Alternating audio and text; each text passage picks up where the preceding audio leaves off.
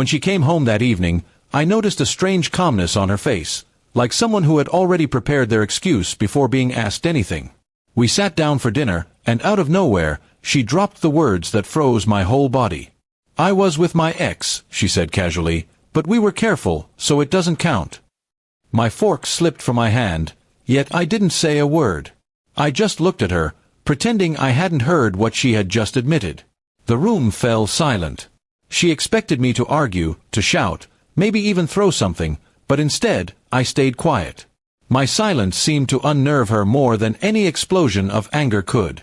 She kept eating, glancing at me now and then, as if testing whether I would finally break.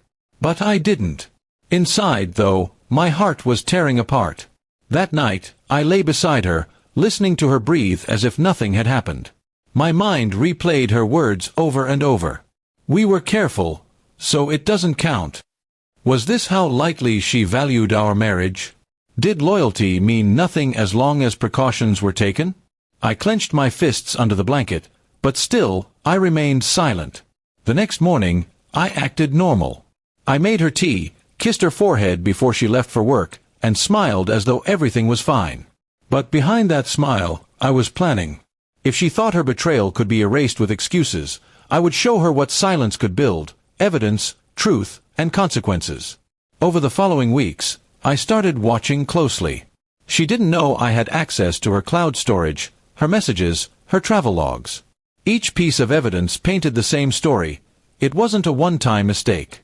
She had been meeting him often, convincing herself it didn't count.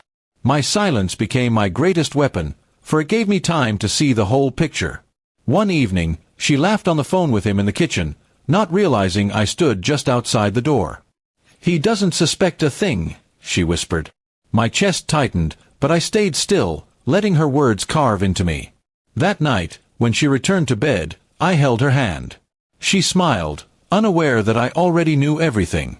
The more I stayed silent, the more careless she became. She stopped hiding things.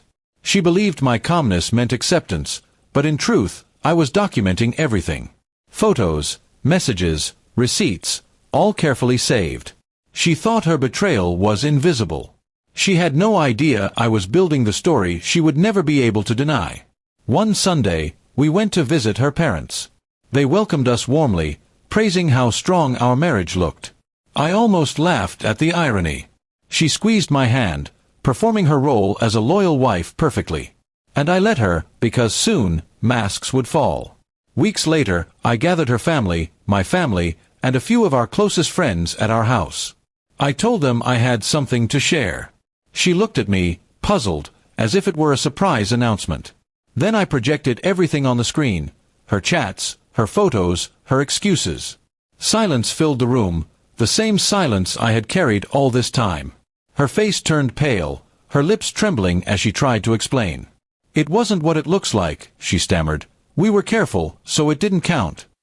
Her own words echoed back at her, sounding weaker and emptier in front of everyone. No one defended her. No one believed her. I looked at her one last time, the woman who once swore loyalty to me. "You thought silence meant forgiveness," I said. "But it meant I was watching. And now, everyone sees the truth." She broke down, covering her face, but my heart felt nothing anymore. The days after were strangely calm. People called, some in shock, some in pity, but I didn't need sympathy. I had already grieved during those nights of silence. Now I was free from the weight of her betrayal. She moved out quietly, no arguments, no fights, just shame. I learned something powerful in those weeks. Sometimes silence is not weakness.